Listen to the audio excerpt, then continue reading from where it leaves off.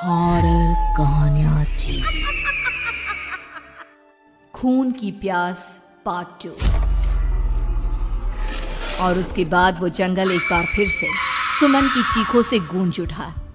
लेकिन आज की रात सुमन की चीखों को सुनने वाला वहां पर कोई भी नहीं था। अगर वहां पर कोई मौजूद था तो बस हरिया, जो कि अब एक भेड़िए में बदल चुका था। सुमन के बालों को पकड़कर घसीटते हुए वो जंगल के बीचों बीच एक जगह पर ले जा रहा था। अगली सुबह गांव में। अरे भाई, पता नहीं क्या बात है, अपने गांव का हरिया किसान और उसकी पत्नी सुमन दोनों गायब हैं। दोनों का कोई अता पता नहीं। अरे कैसी बातें कर रहे हो भाई, ये कब हुआ है? अरे पूरे गांव में खबर फैली पड़ी है। कल रात को दोनों खेत की तरफ जा रहे थे, लेकिन लौटकर आए ही नहीं। तो हो सकता है अपने खेत पर होंगे।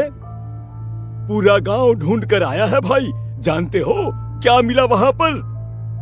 क्या हुआ भाई? क्या मिला? बताओ हमें, क्या मिला? अरे हरिया की पत्नी सुमन के कपड़े पड़े हुए थे। शरीर का एक एक कपड़ा फटा हुआ झोपड़ी के बाहर पड़ा था, लेकिन दोनों पति पत्नी का कोई पता ठिकाना नहीं था। अरे भाई, लेकिन उसका जो दोस्त है ना रामू किसान, उससे पता करके आते हैं ना। अब तक तो दोनों साथ ही खेत पर जाया करते थे।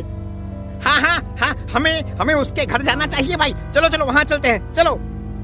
वो सारे लोग रामू के घर पर पहुंचते हैं। रामू अपने घर के बाहर बैठकर हुक्का पी रहा था।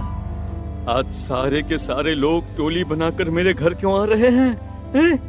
क्या कोई मर गया क्या भाई? अरे कैसी बातें कर रहे हो? तुम्हारा सबसे अच्छा दोस्त हरिया और उसकी पत्नी गायब है, और तुम यहाँ बैठकर हुक्का पिए जा रहे हो हैं? रामू ने अजीब सी नजरों से उन सब गांव वालों की तरफ देखा, जिसकी वजह से वो लोग एक बार के लिए डर गए। गायब है? अरे गायब नहीं है, मुक्ति मिल गई है। उन दोनों को मुक्ति मिली है। इस दुनिया में आकर हर इंसान पाप करता है, और उसे उसके पापों के लिए मुक्ति मिलना बहुत जरूरी है। अरे ये कैसी बहकी बातें कर रहे हो भाई, हैं? और इसका चेहरा अजीब सा क्यों लग रहा है? लगता है दोस्त के मरने का गम बैठ गया है। पागल हो गया है शायद ये पागल। ये बात सुनते ही रामू चीख कर जोर से चिल्लाते हुए कहता है, पागल मैं नहीं हूँ, पागल तुम सब हो। और ये शैतानी जंगल अब तुम में से किसी को नहीं छोड़ने वाला, सबको खा जाएगा। याद रखना मेरी बात। शैतानी जंगल? कैसा शैतानी जंगल? लगता है रामू पागल हो चुका है। हमें यहाँ से चलना चाहिए भाई। चलो। तभी रामू की पत्नी बाहर आती है। नहीं, आप लोग इनकी बात का बुरा मत मानिए। 2 दिन पहले हरिया के साथ खेत पर गए थे। जब से वहाँ से आए हैं तब से ऐसी ही बातें कर रहे हैं। भगवान जाने ऐसा क्या देख लिया उन्होंने, खेत में कुछ भी बड़बड़ाते रहते हैं। लेकिन गांव के लोगों ने कमला की कोई बात नहीं सुनी, और वो सब वहां से चले गए। रात अब धीरे धीरे ढलने लगी थी। तभी अचानक किसी ने धीमी सी आवाज में रामू को पुकारा। रामू, आ जाओ, मैं तुम्हारा इंतजार कर रहा हूँ। और सुनो, अपनी पत्नी को साथ लेकर आना, नहीं तो काम अधूरा रह जाएगा। ये आवाज सुनते ही रामू के चेहरे पर शैतानी मुस्कुराहट आ जाती है। वो धीमे कदमों से अपने घर के अंदर आता है। क्या हुआ? तबीयत ठीक है ना अब आपकी? मैं तुझे अपने साथ खेत पर ले जाने आया हूँ, चल। मैं तुम्हारे साथ कहीं नहीं जाने वाली। मुन्ना गहरी नींद में सो रहा है, और उसे अकेला छोड़कर मैं तुम्हारे साथ खेत पर नहीं आ सकती। वैसे भी तुम्हारे उन खेतों में भगवान जाने कौन सा राक्षस घूम रहा है, मुझे तो डर लगता है।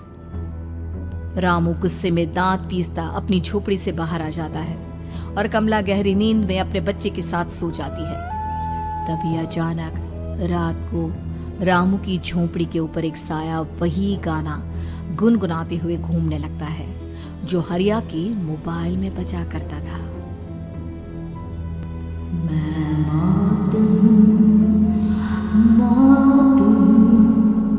मौत जो पसरी है चारों ओर, जो आएगी कहीं से भी निगल जाएगी सबको। मैं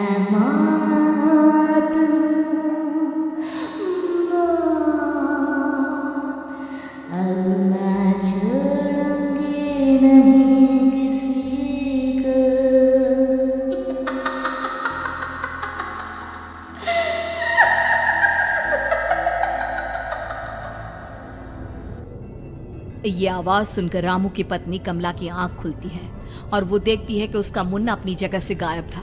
कमला चीखते हुए बाहर दौड़ कर आती है। वहां पर उसने देखा कि रामू ने अपने बच्चे को झोपड़ी के बाहर एक पेड़ से उल्टा लटकाया हुआ था और उसका बच्चा चीख चीख कर रो रहा था। वहीं दूसरी तरफ एक साया बच्चे के ठीक नीचे आग जलाकर उसके चारों तरफ हैवानों की तरफ नाच रहा था। छोड़ दो मेरे बच्चे को। अरे क्या कर रहे हो तुम? शर्म नहीं आती तुम्हें अपने ही बच्चे को इस तरह मौत के हवाले करते हुए? अपना बच्चा? किसने कहा ये मेरा बच्चा है? अरे ये तो उस रामू की औलाद है, इस गांव के किसान रामू की, और मेरी दुश्मनी इस गांव के हर इंसान के साथ है। क्या कैसी बात कर रहे हो तुम? और ये औरत कौन है? ये मेरे बच्चे को खा जाएगी। तभी अचानक से उस साया ने एक बेहद खतरनाक दिखने वाली औरत का रूप ले लिया और उसकी आंखों से आग निकल रही थी। सही पहचाना तूने, मैं तेरे बच्चे को खा जाऊंगी। अगर तू अपनी इस हैवान पति रामू के साथ जंगल नहीं आए तो मैं तेरे बच्चे को खा जाऊंगी। लेकिन क्यों? आखिर क्या चाहती हो तुम मुझसे? मुझे जंगल क्यों ले जाना चाहती हो? औरत बुरी तरह से ठहाके मार मार कर जोर जोर से हंसने लगी और साथ में रामू भी। ये तो तुझे वहाँ चलने के बाद ही पता चलेगा ना। अगर तू नहीं आई तो थोड़ी देर में तेरा ये बच्चा आग में जलकर मर जाएगा। चल जल्दी। नहीं मेरे बच्चे को छोड़ दो। तुम जहाँ कहोगे मैं तुम्हारे साथ चलने के लिए तैयार हूँ। और उसके बाद उस बच्चे को झोपड़ी में लिटाकर आगे आगे वो साया चल रहा था और उसके पीछे पीछे रामू अपनी पत्नी के बाल पकड़कर उसे घसीटते हुए जंगल की तरफ ले गया। जंगल में जाने के बाद कितनी खूबसूरत हो तुम। आज की रात बस तुम और मैं एक दूसरे के साथ रहेंगे। मुझे तुमसे बहुत डर लग रहा है। तुम्हें क्या हो गया है? तुम तो बिल्कुल ठीक थे। वो होगा जो हमारे बीच होना चाहिए। तो आओ अपने आप को मेरे हवाले कर दो। कमला ने डर की वजह से अपनी दोनों आंखें कसकर बंद कर ली थी। रामू ने बुरी तरह से चीख कर कमला से कहा, आंखें खोलो अपनी और मेरी तरफ देखो। कमला ने जैसे ही अपनी आंखें खोली उसने देखा कि रामू एक खतरनाक खूनी हैवान में बदल चुका था। कौन हो तुम? जाने दो मुझे। क्या चाहते हो मुझसे? वही जो एक आदमी एक औरत से चाहता है। मैं तुम्हारा पति रामू नहीं बल्कि इस जंगल का एक भेड़िया हूँ और आज की रात तुम्हारे खून से अपनी प्यास बुझा जाऊं। और उसके बाद वो जंगल कमला की दर्दनाक चीखों से गूंज उठा। अगली सुबह कमला के कपड़े भी जंगल में उसी तरह पाए गए जैसे कि सुमन के पाए गए थे। इस घटना के बाद पूरे गांव में दहशत का माहौल था। अपने माँ बाप की मौत और गांव में हो रहे इस तरह की घटनाओं की खबर सुनकर किशन शहर से गांव लौट आया था। अपने माँ बाप की बेदर्द मौत की वजह से वो बहुत परेशान था। तभी अचानक उसे अपने घर में खाट के नीचे पड़ा हुआ वो मोबाइल फोन मिला जो उसने अपने पापा हरिया को गिफ्ट किया था। अरे कितने प्यार से पापा के लिए मोबाइल फोन लेकर आया था। इसे एक दिन भी काम में नहीं ले पाए। और आखिर कौन है जो गांव में इस तरह की हत्याएं कर रहा है? क्या है इन सब के पीछे? क्या है? मुझे पता करना ही होगा, वरना एक दिन पूरा का पूरा गांव खाली हो जाएगा। इस गांव में एक भी जिंदा इंसान नहीं बचेगा। गांव के लोगों की मदद करने के इरादे से किशन अपने गांव से दूर एक दूसरे गांव में बहुत बड़े तांत्रिक के पास मिलने के लिए गया। तांत्रिक बाबा, अब आप ही कुछ उपाय बता सकते हैं। भगवान जाने हमारे गांव को किसकी नजर लग गई है। नजर नहीं लगी है, किसी ने तुम्हारे गांव को बद्दुआ दी है। किसी सताई हुई आत्मा का प्रकोप है और अब वो पूरे गांव में किसी को नहीं छोड़ेगी जब तक उसकी आत्मा को शांति नहीं मिल जाती। अरे लेकिन ऐसा कौन है बाबा? किसकी आत्मा है और कैसे मिलेगी उसे शांति? मौत है मौत, कहीं से भी आएगी और सबको निगल जाएगी। इससे बचने का सिर्फ एक ही उपाय है, लेकिन उस उपाय को करना आसान नहीं होगा। जो भी उस उपाय को करने की कोशिश करेगा उसकी जान जा सकती है।